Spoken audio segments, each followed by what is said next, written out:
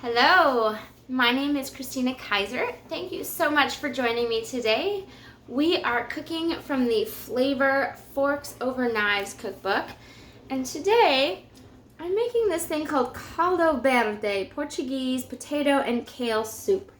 And you'll see it's a really simple soup, predominantly onions, garlic, carrots, potatoes, and kale, with some vegetable broth, salt, pepper, and cinnamon. Such an exciting little addition. And I think that's the great part about getting some ethnic flair in your diet. Like, I do not know a lot of American dishes that will pair cinnamon with garlic, but you get it in this soup.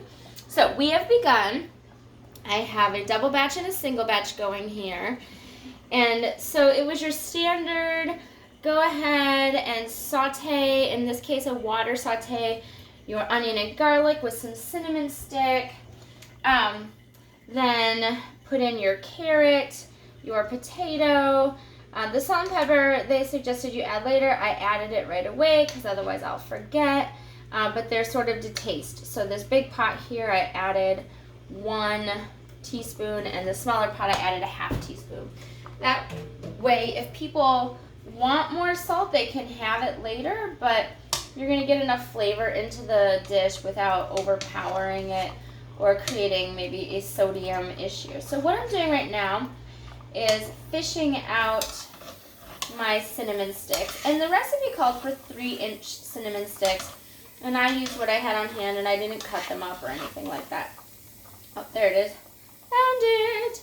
So what we're going to do now that our potatoes are soft is we're just going to give this a rough mash. So we're not looking for this to be completely mashed up like mashed potatoes. We're just allowing our broth to get a little bit of a thicker consistency, to get some of that starch into the soup broth, and to kind of break up your potatoes and your carrot a little bit. I don't actually think the carrots will break up so much, but the potato will.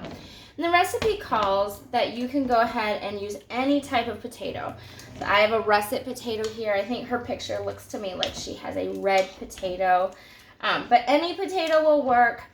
It's 8 cups of potato actually. So 1 carrot, 8 cups of potato, 1 onion, 4 cloves of garlic, and 6 cups of broth. And so that's a lot of potato.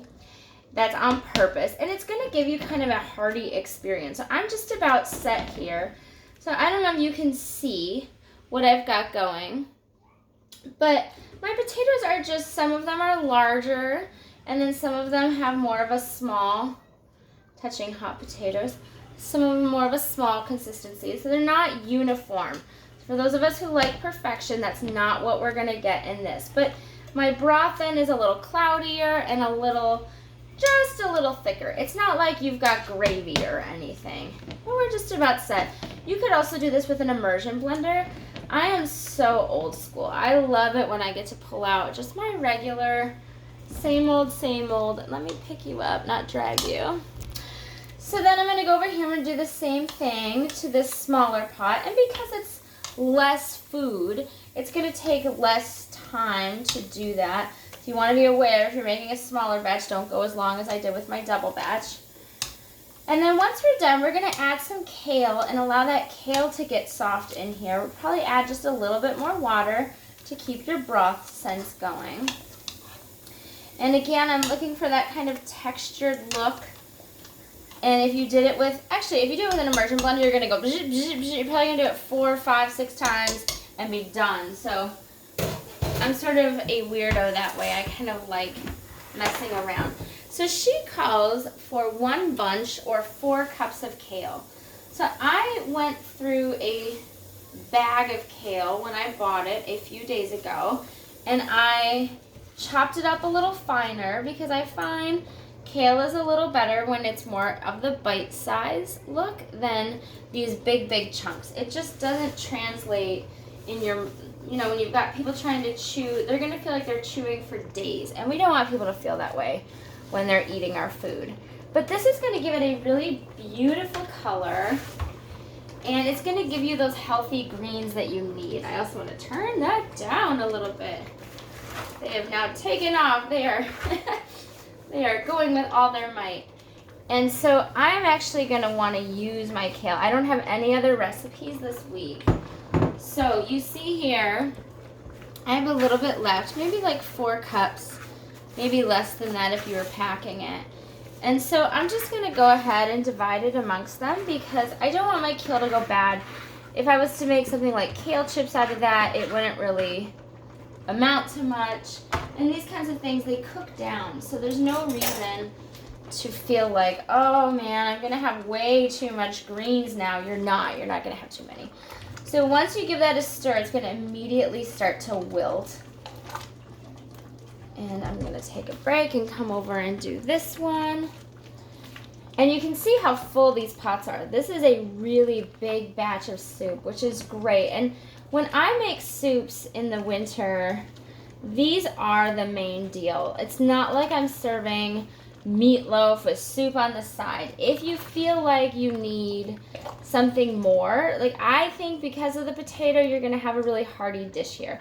But if for some reason you felt like, oh, I'm going to need more, you could add a salad, you could add a roll, you could add rice, but I don't think you're going to need to. I think the roll, if you really just feel like you need more food, go ahead and add a roll or something like that.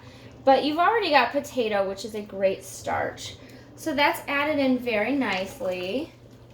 And she suggests that you go ahead and add 1 to 2 cups of water at the end. So I'm just going to fill my cup here with some water. And what you're trying to do is really just bring back that broth-like consistency. So you don't really have to go crazy with it, but give it a quick stir. And I'm going to actually turn these off because it's been cooking for long enough that your kale is going to cook relatively quickly. And it's because of that hot water, it's going to keep cooking. And so I don't need to have that burner on continuing that process. Now she calls this, just for your information, she calls this just a few ingredients meal, which if you are doing all that chopping, the potatoes, the carrots, the garlic, the onion, it's going to feel like any old dish. It does not feel like a few ingredients meal. But she talks about the simplicity and the scrumptiousness even of something with only a few ingredients. And remember, we've got that cinnamon flavor, and actually if I had bay leaves would go in too. So that is this Portuguese potato and kale soup. I'm so excited for it. I hope it's an inspiration to you as well, and we'll talk to you later. Bye-bye.